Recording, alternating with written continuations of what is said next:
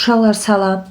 Bugün biz sizinle yeniden Şahin İbrahimov'un LFM hazırlaşanları üçün deməli sınaq testlərinə baxacağıq və 11-ci sınağın izahını verəcəm sizə.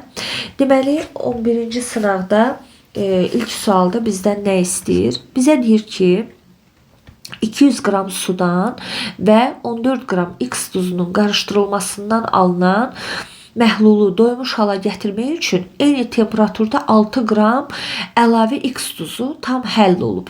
Və buna əsasən eyni temperaturda aşağıda verilmiş məhlullara neçə qram X duzu əlavə etmək lazımdır ki, doymuş məhlul alınsın. Və aşağıda da 2 dənə qab göstərilib. Birində 50 qram su və 3 qram X, birində 150 qram su, 10 qram X-dir. İndi diqqət edin suala ki, əvvəlcə deməli 14 qram X duzu verir və yenidən doymuş hala gətirmək üçün 6 qram da əlavə olunur.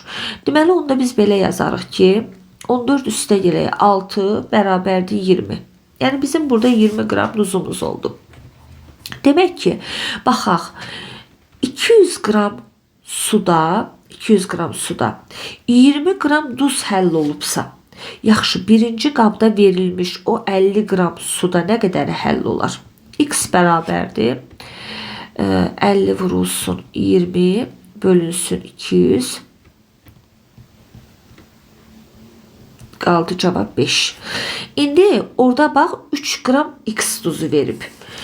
5-dən də çıxıram 3'ü, yerdə qalır 2. Deməli bunu tapdım 2. Sonra ikinci qaba diqqət edirəm. Yenə də 200-dən 20%-dirsə, üzr istəyirəm, 20 qramdırsa 150-də nə qədər olacaq? 150-də X-dir. X də bərabərdir 150 vurulsun 20 bölünsün 200-ə, qaldı 15. İndi yenə də qaba baxıram ki 10 qram var. Burada da 15-dən də çıxıram 10'u, qaldı burada da 5. Deməli bir cavabım oldu 2, bir cavabım da oldu 5. Bu da elədir D variantı. Bu belə. İkinci suala keçirəm. İkinci sualda bizə belə bir sxem verilib. İndi uşaqlar sual belə yarı-yarıya düşüb, yarısı bir tərəfdə, yarısı bir tərəfdə. Gəlin biz burada tapaq, sonra keçək o biri tərəfə. İkinci sualda baxaq.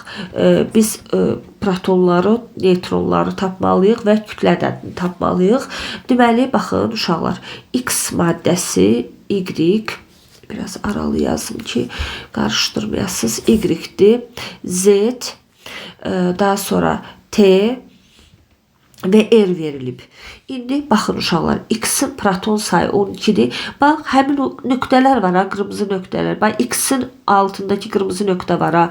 O nöqtə ilə bir dəfə sola gedərsiniz xətlə, gəldi düşdü 12'yə.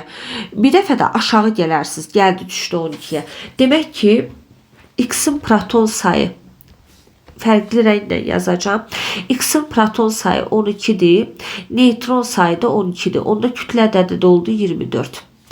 Y-in deməli proton sayı 11'dir, neytron sayı 12'dir. Onda kütlə ədədi oldu 23. Z-in proton sayı 7'dir, neytron sayı da 7'dir, kütlə ədədi oldu 14. T'nin proton sayı 6'dır, neytron sayı 8'dir, kütlə ədədi oldu 14. R'də 11 proton sayı, 11 neytron sayı, kütlə ədədi oldu 22. İndi keçək sualımızın ikinci hissəsinə, bu biri tərəfə. Nə istəyir? Baxın, bu biri tərəfdə də belə bir şəkillər verilib bizə və deyir ki, qrafikdə, bayaq baxdığımız o qrafikdə X, Y, Z, T və R atomlarının proton sayıları ilə neytron sayıları verilmişdi. Biz tapdıq hamısını və birinci bölməyə izotop atomları. İndi baxın uşaqlar, birinci bölmə sol yuxarı künc, ikinci bölmə sağ yuxarı künc, üçüncü bölmə də aşağı verib. Deməli birinci bölməyə gəlin belə bir şey çəkək uşaqlar. Bax, belə bir şey çəkək bizdə. Belə, belə, belə. Bu bizim birinci bölməmizdir. Bu bizim ikinci bölməmizdir. Bu da bizim üçüncü bölməmizdir uşaqlar. İndi bunu da başqa bir rəngdən vereyim. Deməli, birinci bölməyə izotoplar. Hanı izotoplar uşaqlar? İzotoplar hansılar oldu? Baxın, Y ve R oldu izotop. Yazıram bura. Y, R oldu izotop. İkinci bölmeye izobar. Nədir uşaqlar izobar? İzotop nədir uşaqlar? İzotop protonlarının sayı eyni olan atomlar növüdür. Hə də proton sayı sol aşağı künclər eyni olmalıdır. İzobar nədir uşaqlar? İzobar, fikir verin. Sözə fikir verin. Sözdəki açara baxın siz. İzobar, AR, atom kütlələri eyni olanlar. Hansının atom kütləsi eynidir uşaqlar? Gəlin baxaq. Bax, Z-də, bir də T-də. İkisində də 14'dür. İkinciyə də yazıram Z-lə T-ni. Üçüncüyə nə istəyir məndən? İzoton. Nədir uşaqlar izoton? Yenə də sözün sonuna baxın. İzoton N-la bitir. Neytron sayı eyni olanlar. Hansının neytron sayı eynidir uşaqlar? X-min, bir də Y-kimin. Y-kim artıq iki yerdə istifadə olundu. X, Y. İndi baxaq cavabda hansı verir buna bizə? A'da uyğun gəlirdi, amma A'nın üçüncüsü uyğun gəlmədi. C variantıdır. Cavab C variantıdır. Maraqlı sualıydı. Çox maraqlı. Bu birisi sual nə uzunluğundadır? Gəlin bir baxaq görək bu nədir belə. O deyirləri sualın başını oxuyanda axırı yadımdan çıxır. Bax bu ondandır. Deməli Şahin müəllim kimya yarışında qalib olan şagirdlərə RFM kimya kitabını hədiyyə edəcək. Və mən də sizin hər birinizə bu kitabı qazanmağı arzulayıram əzizlərim. Allah heç birinizin əziyyətini itirməsin. Və ardınca nə deyir? Hədiyyəni qazanmaq üçün lövhəyə asılmış kartı, lövhədəki karta baxın, ferium xlor 3 əldə etmək lazımdır. Kartı əldə etmək üçün qoy bunu bir qeyd edeyim ki, lövhədə nə var? Ferium xlor 3. Baxsaz görərsiniz ki, sarı lövhədə narıncı şəkildə içərisində yazılıb. Kartı əldə etmək üçün üzərində bir simvol varsa, şagirdlərin də üzərində simvol yazan kart. Formul varsa, üzərində formul yazan bir kart göstərməli lazımdır. Şagirdlər lövhədə olan karta baxdıktan sonra əvvəlcədən onlara verilmiş kartlardan uyğun olanı seçərək göstərdilər. Lap yaxşı. Göstərilən kart üzərində uyğun olan və atom sayı daha çox olan, bax bu daha sözünə diqqət edin uşaqlar. Kartı göstərən şagird qalib olacaq. Kart üzərində yazılanlar. Birinci qalay. Qalayım SN-dir. İkinci qumdur. Silisyum O2. Üçüncüsü kalsiyum karbonatdır. Kalsiyum karbon O3'dür. Dördüncüsü natrium sulfatdır. Natrium. Ay bir dəqiqə səbirli olaq. Dördüncüsü natrium sulfatdır. Natrium 2SO4 və beşincisi yerləşdirə bilmədim ki. Kristallik kükürt S8. İndi məndən nə istəyir? Deməli formulsa formul olmalıdır. Atomsa, yəni bəsitsə bəsit olmalıdır. Belə simvolsa simvol olmalıdır. Və atom sayı ondan çox olmalıdır. Bu, baxın, mənim lövhədə göstərdiyim bir formuldur və mürəkkəb maddədir. Hə? Bu bəsitdir, bu da bəsitdir. Bu mənə lazım deyil. Bunun tərkibində neçə atom var uşaqlar? Bir dənə dəmir, 3 dənə xlor, 4 atom var. Düzdürmü? Silisyum O2-də neçə dənədir? 3 dənə atom var. Bu mənə lazım olmadı. Bunu da atdım, getdi. Burada neçə dənədir? Bir dənə karbon, bir dənə kalsiyum, bir dənə karbon, 3 oksigen. Deməli oldu burada 5 atom. 5 atom. Burada nə qədərdir? 2 dənə natrium, 1 dənə kükürt, 4 dənə oksigen. Burada da oldu ümumilikdə 7 atom. Demək, bax, mənə lazım olan, deyir axı, ən çox atom olan, mənə lazım olan 4-cüdür. 4-cü də hansı cavabda uşaqlar? Bu neçənci sual idi? 3-cü sual, hə, D variantı. Deyirəm də sualın əvvəlini oxudum, axırı yadımdan çıxdı, axırını oxudum, əvvəli yadımdan çıxdı. İndi keçək digərinə. Demək uşaqlar, 4-cü sualda məndən nə istəyir? Yanacaqlara aid deyil. Ümumiyyətlə uşaqlar, yanacaqlar 3 aqreqat halda olurlar, bərk maye qaz halında. Deməli, torf aiddir. Torf yanacaqdır. Sonra benzin aiddir. Azot qazı və karbon qazı, xeyr, bunlar yanacaq deyil. Bunlar, belə deyək də, maddələrdir. Yəni yanacaq kimi biz bunlardan istifadə etmirik. Cavab oldu nə? 3-dən 4 B variantı. 4-də B variantı. 5-də nə deyir? X elementi verilib. X və Y element atomlarının proton saylarının cəmi 27, fərqi isə 13-ə bərabərdir. Deməli, cəm 27-dir, fərq 13-dür. Bunu mən X, Y-lə versəm, bu elə eyni şey olacaq. Nə ilə verim? AB ilə verim onda. Verək AB ilə. A üstə gəl B bərabərdir 27-yə. Və fərqi isə A çıxılsın B bərabərdir 13-ə. Aha. Hər iki elementin atomda proton, neytron sayıları bərabərdir. Proton və neytron sayıları bərabərdir. Hə, deməli X-də proton sayı nədirsə neytronudur, odur. Y-də proton nədirsə neytronu odur. Bərabərdir.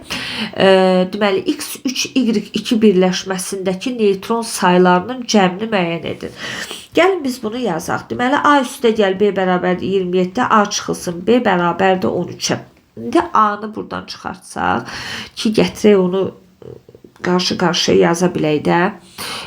Belə bu şəkildə davam eləyə bilmirik. 27 çıxılsın B, belə bir şey yazaq və ardınca yazaq ki 27 çıxılsın B, A-nın qiymətini gətirdim. Baxın, elə bil ki, bu hissədə gətirib indi yerləşdirəcəm. Deməli 27 çıxılsın B, çıxılsın B bərabərdir 13-ə. A-nın yerinə qoydum onu və nəticədə aldım mən burada mənfi 2B, 2 dənə B-mi topladım. O da bərabərdir 13-dən də 27 çıxanda qaldı mənfi 14. Mənfilər burada getdi. B də bərabər oldu 7-yə. İndi baxın, bu 7-ni gətirirəm mən burada yerinə yazıram. Burada yerinə yazdım mən bu 7-ni. Və yazdım ki A üstə gələk 7 bərabər oldu 27. Onda B də bərabər oldu daha doğrusu A da bərabər oldu 20-yə. Bərabər oldu 20-yə. Və gətirib mən onun qiymətini yerinə yazsam, hara getdi o? Yazmamışam bunu. X bərabər olacaq 20-yə, Y də bərabər olacaq. Deməli, B-ni qoymuşamsa bu A-da. A bərabərdir 20-yə. Hə. B də burada vermişəm 7. B də bərabər olacaq 7-yə. İndi məndən nə istəyir? 27. Məndə burada istəyir X3, Y2. X3, Y2-də neytronların sayını. Gəlin yazaq. Dedi ki, proton, neytron bərabərdir. Onda mən yazaram ki, X3, Y2-də 3 vurulsun 20, üstə gələk, bir tərəfdən yazım. 2 vurulsun 7, o da bərabərdir. 3-ü 20-yə 60, 2-ni də 7-yə 14, cəmləyəndə eləyəcək 74. Cavabı da B variantı. Var, tapdıq cavabı uşaqlar. Üçüncü sualımız, altıncı sualımız nədir? Eyni növ element atomlarına, bir dəqiqə mən bunu yuxarı qaldırım ki, sizə baxmaq daha rahat olsun. Deməli, altıncı sualımızda deyir ki, eyni növ element atomlarından ibarət olan maddələri müəyyən edin. Eyni növ element atomundan ibarət olan. Baxın, uşaqlar, saf maddələr iki yerə bölünür. Bəsit və mürəkkəb maddələrə. Bəsit maddələr eyni növ element atomu, mürəkkəb maddələr müxtəlif növ element atomu. Birincisi azot qazıdır. Yəni N2. Bu eyni növdür. Bu bizə uyğundur. 1. İkincisi karbon qazıdır. Tərkibinə baxın, müxtəlif növ elementdir. Karbon və oksigen atomlarından. Bu mənə uyğun olmadı. Üçüncüsü, deməli, amonyakdır. NH3. Bu da müxtəlifdir. Azot və hidrogendir. Bu da mənə uyğun olmadı. Dördüncüsü kristalik kükürtdür. S8. Hə, bu eyni növdür, bəsit maddədir. Bu mənə uyğun oldu. 1-4. Beşincisi dəm qazıdır. CO. Bu da mənə uyğun deyil. Karbon oksigendir. Altıncısı metandır. CH4. Heç bu da mənə uyğun deyil. Yedincisi deməli ağ fosfordur. P4. Aha, bu da bəsitdir. Yəni eyni növ elementdir. Ancaq fosfor atomlarıdır. 4 dənə. 7. Səkizincisi də ki azon. Oksigenin allotropik şəkil dəyişməsi. Bəli, burada da 3 dənə oksigen atom var. Eyni element atomdur. Cavab 1, 4, 7, 8 A variantıdır uşaqlar. Gəldik 7-ci suala. 7-ci sualda bizə deyir ki, hansı maddədən ağız boşluğunda ki bakteriyaları öldürmək və diş ətinin qaralmalarına qarşı istifadə etmək olar. Birincisi etil spirtidir. İkincisi naşatır spirtidir. B. 3'te metandır. 4'te deməli perikisdir. Hidrogen peroksid və yaxud da ki oksigenlə zənginləşdirilmiş su da deyilir buna. Təbii ki uşaqlar bu D variantıdır. Yəqin ki hər biriniz diş həkimində olmusunuz və bizə məsləhət görürlər hər zaman ki, deməli diş ətimizi təmizləməkdən ötürü, ağız boşluğumuzun gigiyenasına nəzarət etməkdən ötürü ağzınızı hidrogen peroksidlə, yəni perikislə tez-tez yaxalayın. Deməli cavab oldu 8-də, üzr istəyirəm 7-də D variantı. 8-ə baxaq. 8-də uşaqlar belə bir qrafik verilmişdi. Və özünüz qırmızı xəttə diqqət edin ki, azalan xəttlə gedir. Azalan. Yuxarıda verilmiş qrafika uyğun olmayan maddəni. Baxın, başında yazılır həll olma qabiliyyəti. Aşağısında yazılır temperatur. Yəni, bu maddə nədirsə, temperaturla tərs mütənasibdir. Deməli, uyğun olmayan deyir. A variantı bərk maddənin suda həll olması temperaturdan asılıda artmalıydı.